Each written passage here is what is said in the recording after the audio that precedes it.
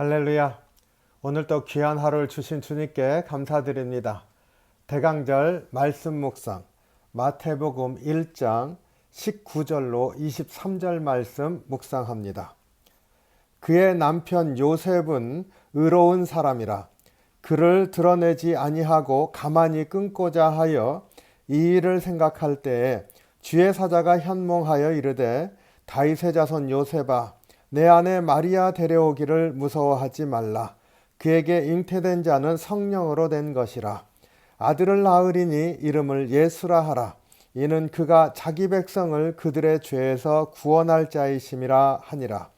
이 모든 일이 된 것은 주께서 선지자로 하신 말씀을 이루려 하심이니 이르시되 보라 처녀가 잉태하여 아들을 낳을 것이요 그의 이름은 임마누엘이라 하리라 하셨으니 이를 번역한즉 하나님이 우리와 함께 계시다 함이라. 천사가 나타나 요셉에게 예수님이 성령으로 잉태되어 태어날 것이라 알려줍니다. 수태고지인데 앞서 말씀드렸던 것처럼 마태복음은 요셉에게 전해진 수태고지입니다. 오늘과 내일에 걸쳐서 두 번 오늘 본문 말씀을 묵상하고자 합니다. 오늘은 요셉에게 전한 메시지 중에 율법과 관련된 말씀을 묵상하고자 합니다. 이 수태고지의 메시지는 크게 두 가지입니다. 하나는 율법으로 그리고 예언자들을 통한 예언으로 주셨던 메시아에 대한 말씀의 성취이다라고 하는 것, 그리고 두 번째로 메시아는 자기 백성을 죄에서 구원하시기 위해서 오신다. 율법에 관하여 율법의 완성으로 오신 예수님의 탄생을 말하기 위해서 수태고지 전체에 율법에 대한 말씀이 바탕에 깔려 있습니다. 이 율법은 우리가 복음서를 읽을 때 예수님과 대적했던 바리새인들과 서기관들이 율법 하면서 계속 정죄할 때 썼었던 그러한 의미의 율법이 아닙니다.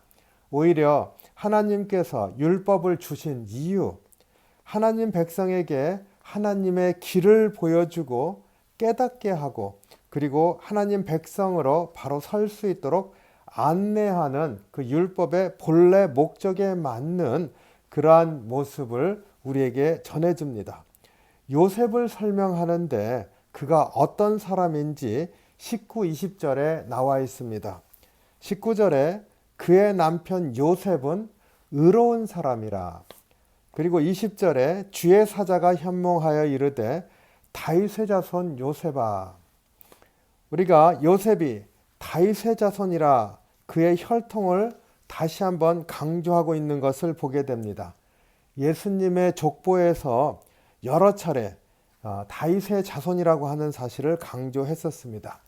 그것은 굉장히 중요한 것이지요. 이유는 하나님의 약속의 성취이다라고 하는 메시지를 주기 때문입니다. 메시아가 다윗의 자손에서 오시겠다. 바로 그 약속의 말씀의 성취입니다. 하지만 요셉이 어떤 사람인지 그의 성품을 보여주는 것은 율법에 대한 요셉의 자세로 보여주고 있습니다. 요셉이 의로운 사람이다. 19절에서 그렇게 말했는데 율법을 아주 철저히 지키는 사람이었다는 것을 전해줍니다. 의로운 사람이었다.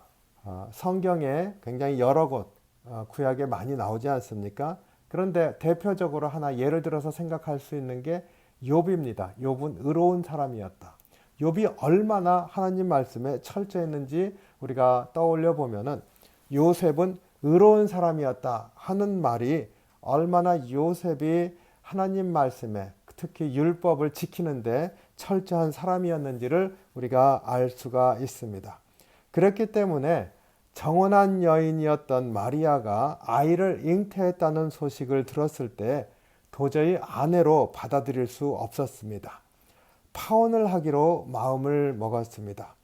하지만 요셉은 율법을 철저히 지키는 의로운 사람이라고 말하는 한편 또한 자비로운 사람이라는 것도 보여줍니다.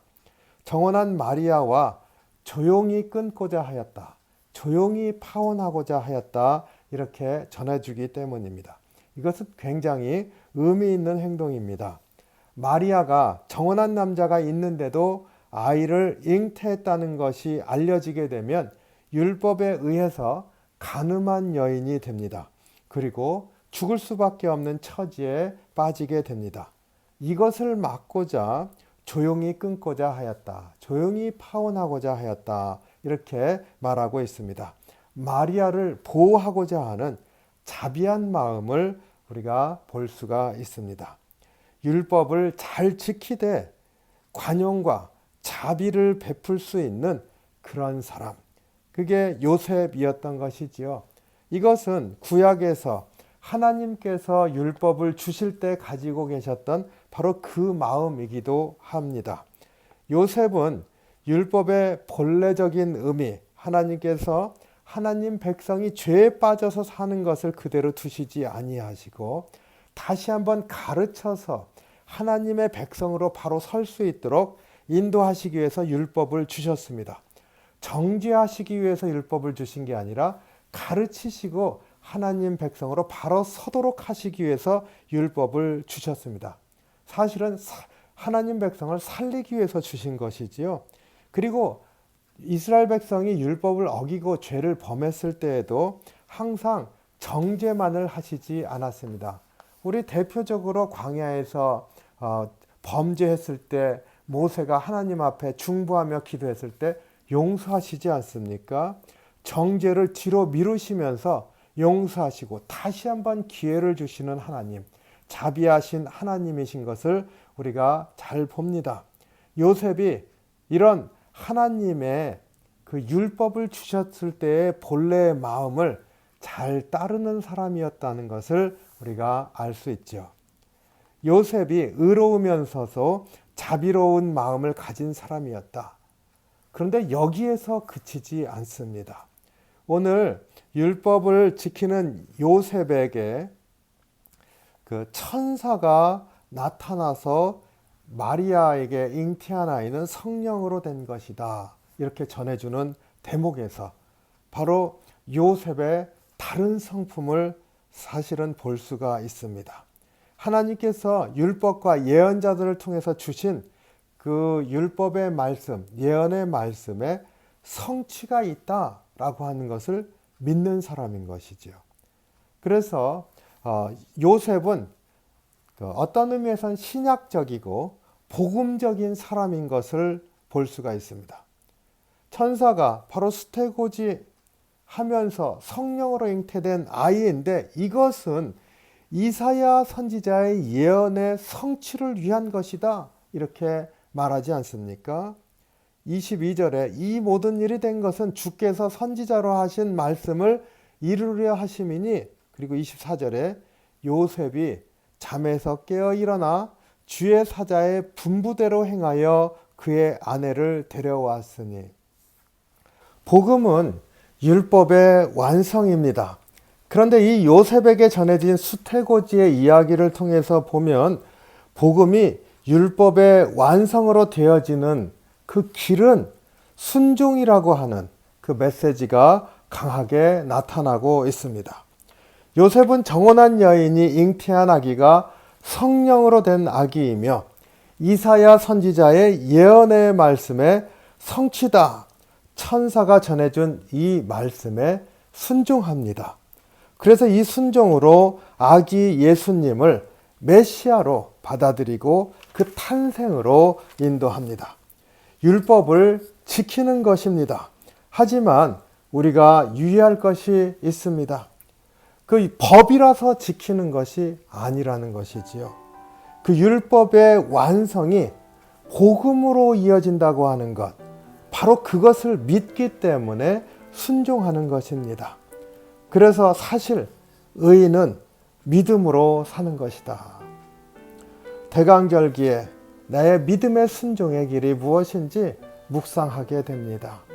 주님을 기다릴 때 바로 우리에게 그런 은혜가 있기를 주님의 이름으로 축원합니다. 기도하겠습니다. 사랑이 많으신 주님, 주의 은혜 감사합니다. 주님을 사모합니다. 우리 안에 항상 기다릴 때마다 주님, 주의 말씀을 따라 살고 주님 말씀을 지키며 사는 그런 의로운 사람의 면모가 우리의 신앙생활에 있게 도와주시옵소서.